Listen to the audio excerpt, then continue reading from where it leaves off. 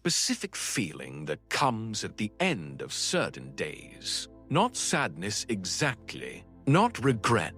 Something quieter than both of those. A kind of low, almost inaudible hum that starts somewhere around the chest and doesn't have a name in any language you've been taught. Most people pour a drink, turn something on, and wait for it to pass. Nietzsche didn't let it pass. He followed it all the way down. And what he found at the bottom of that feeling became the most uncomfortable idea in the history of Western philosophy. Not because it was complex, because it was simple in a way that left nowhere to hide. He called it eternal recurrence, and the way most people explain it misses the entire point. It isn't a metaphysical theory about time. It isn't a question about the nature of the universe. It's a mirror, the sharpest one ever made. And once you hold it up, you cannot look away from what you see. The question is this: what if you had to live this exact life again?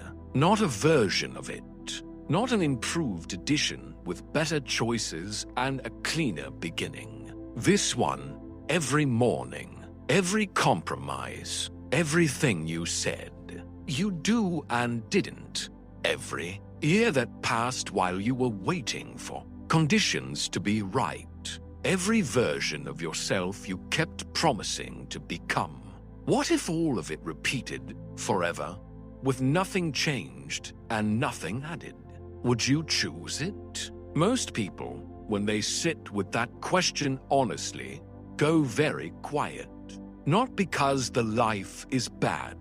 Some of the lives that go quiet at that question are perfectly comfortable lives, objectively fine. The kind of life that looks completely acceptable from the outside and feels like something is permanently, quietly missing from the inside. That missing thing is what Nietzsche was pointing at. He wasn't asking whether you were happy. Happiness is too small a measure for what he was after. He was asking whether the life you're living is actually yours. Whether you chose it or whether it assembled itself around you while you were busy surviving it. Whether the person making your daily decisions is the person you actually are or the person you became because it was easier than the alternative. The excuses are the most revealing part, not the big ones, the small ones, the ones that don't even feel like excuses anymore. Because they've been repeated so many times, they've become the texture of daily life. The timing isn't right. Things will be different when I'll start properly once. There's too much going on right now. Nietzsche's question doesn't negotiate with any of that. It simply asks, if this is how it goes forever, is this what you want forever to look like? And the silence that follows that question is not emptiness. It's the sound of something true arriving. Marcus Aurelius understood this from a different direction entirely. He was the most powerful man in the ancient world, and he wrote, privately, for nobody but himself, about the terrifying speed at which a human life passes without a person ever truly inhabiting it. He watched emperors and generals and philosophers die having spent their entire lives preparing to live rather than living, having spent every present moment as currency for a future moment that never quite arrived. He wrote that you could lose your entire life a single day at a time, not in one catastrophic moment, one ordinary day at a time, each one exchanged for the next without ever being fully entered.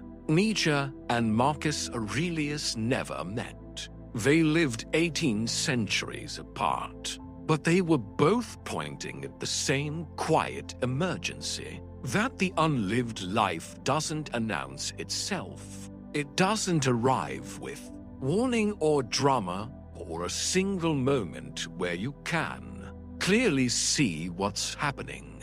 It arrives the same way everything slow arrives.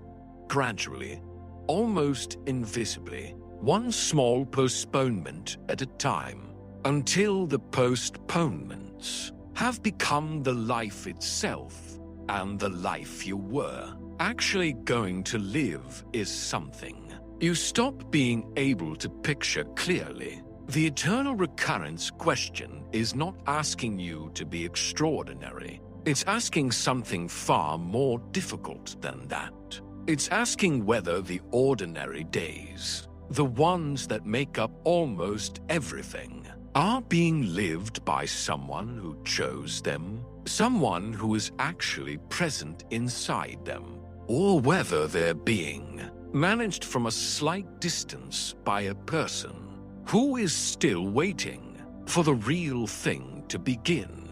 Most people never ask themselves this, not because they're unconscious or lazy or afraid, but because the question, once asked honestly, requires something that is genuinely hard to come by. The willingness to look at your own life without the story you usually tell about it, without the reasons that make everything make sense, without the context that explains why things are the way they are and why they'll be different soon. Just the life itself, held up against the question, with nowhere to hide and nothing to add. Nietzsche believed that the person who could answer yes to eternal recurrence, who could look at their life completely and say, "Again, I would choose this again," was the only person who had ever truly lived.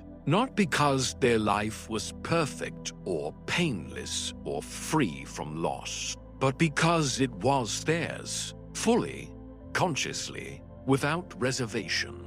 He also understood that almost nobody gets there, and the gap between the life you're living and the life you choose again. That gap has a name. It's the only question that has ever really mattered, and you've been answering it every single day. The only thing left is whether you're going to look at your answer